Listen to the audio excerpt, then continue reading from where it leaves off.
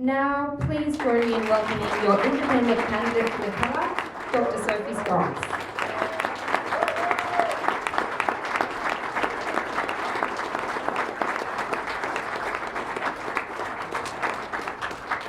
Hello and welcome everyone. In Economics Tonight, I'd like to begin by acknowledging the traditional custodians of the land on which we're gathering, the Gadigal people of the Eora Nation, and pay my respects to their elders past and present. I extend that respect to the Aboriginal and Torres Strait Islander peoples here today. Our economy is at a crossroads. The decisions that we make over the next term of Parliament will shape our economy and our nation for decades to come. We stand on the precipice of what the New South Wales Liberal Treasurer Matt Keane says is the biggest economic opportunity that our country has ever seen. What Matt Keane is talking about, of course, is Australia's opportunity to become a renewable energy superpower in a net zero world. The Business Council of Australia estimates that investing in technologies, programs and policies that aim to achieve net zero by 2050 will reap an economic dividend of $890 billion and nearly 200,000 high-income jobs across the country. But our future prosperity in a net zero world is not assured. The Business Council of Australia also warns us that unless we diversify our economy urgently into the renewable energy clean tech sector, then we will be left behind. We will be left behind our global competitors and struggle to maintain our current high standards of living. So at this election, we can either choose to become a modern economy by embracing the renewable energy and the clean tech industries of the future, or we can choose to continue with Scott Morrison's business as usual approach, giving billions of dollars of your money, taxpayer money, to prop up the fossil fuel industry while cutting funding to the renewable energy industry. Every minute, our government gives $22,000 in subsidies to multinational fossil fuel companies. If elected as your independent MP for Mackellar, I will work to phase out subsidies for the fossil fuel industry. I will work to increase investment in renewable energy to help grow jobs around Australia and here locally. And I will also work to incentivise the electrification of our homes and businesses to stimulate our local economy. For Australia to prosper, not only do we need to invest in the industries of the future, but the next Parliament must see a return to fiscal responsibility. Scott Morrison has racked up nearly $1 trillion in debt, and while some of that debt was necessary, such as the JobKeeper subsidy, this government's approach to economic management has been characterised by reckless spending, government waste and billions of dollars of public money spent not in the public interest, but to buy themselves more votes. Pork barrelling and the repeated rorting of grants programs has become the norm. And then there's the $32 billion that was given in a secret deal to induce Barnaby Joyce and the Nationals to commit to net zero. Already under this deal, $7.4 billion has been allocated to the dams in regional Australia that have no business case.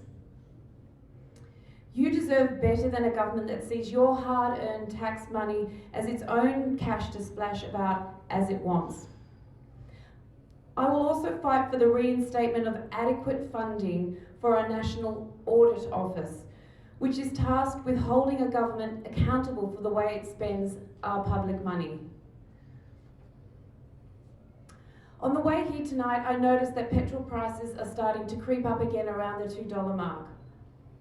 People across the country, including in Mackellar, are facing cost of living pressures. The price of petrol, groceries, our rent, mortgages, health and childcare are all going up, and wages are not keeping pace. The latest budget had plenty of short-term band-aid solutions, such as the cut to the fuel excise.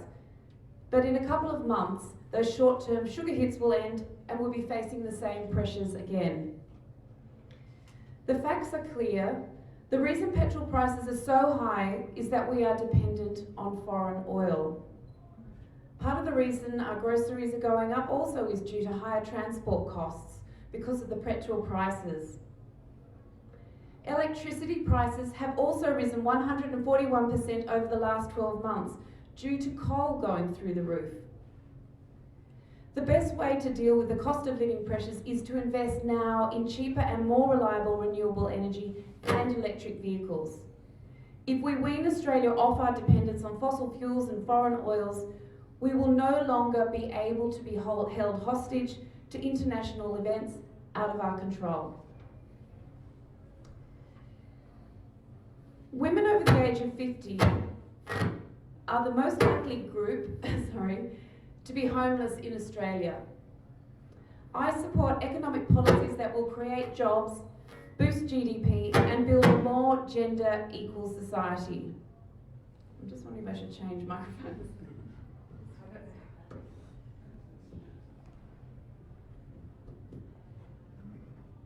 I support economic policies that will create jobs, boost GDP and build a more gender equal society.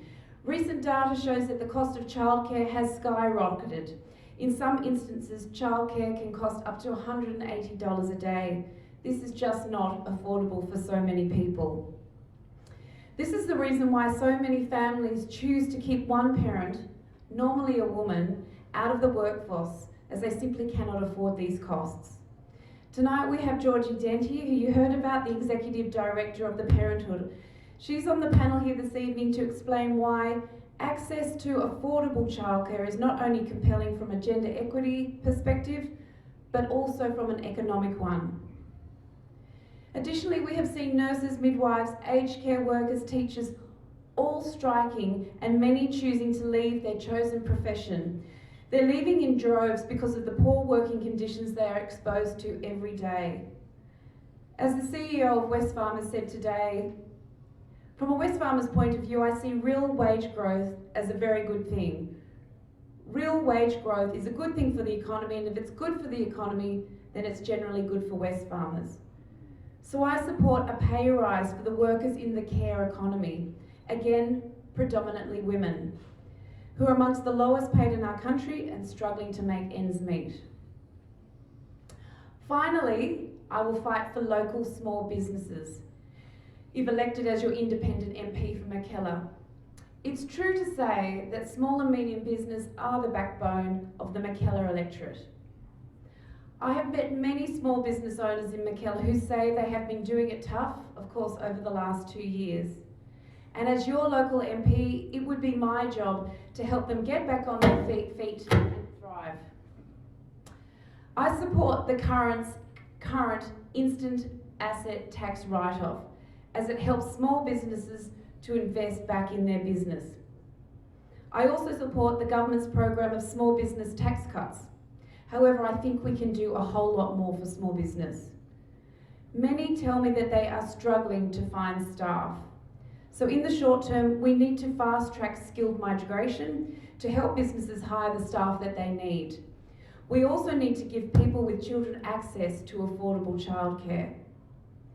We can also stop deterring older Australians from remaining in the workforce if that's what they wish to do. As it stands in Australia, Australians aged over 65 lose 50% of their pension if they earn over $480 a fortnight. New Zealand ditched this rule years ago, and if we were to do the same, it could lead to an additional almost 500,000 people employed across Australia. In the medium to long term, we also need to invest in our universities, our TAFEs, and in vocational training to help train up the skilled workforce of the future. By investing in cheap and reliable renewable energy, we can also bring down the energy costs for small businesses, while government must also incentivise the electric commercial vehicles such as utes, so small businesses can enjoy the cost savings from electric vehicles. Many of the local tradies tell me that they are spending up to $150 to $200 a week on petrol currently. So as your independent MP for Mackellar, I will not only be a safe pair of hands on the economy, but I will work with all sides of Parliament to make economic policy and economic reforms better. This election is not only crucial when it comes to climate change, health, mental health, and integrity in our Parliament, it is also a crucial election for the future of our economy and our prosperity. So, we have a choice.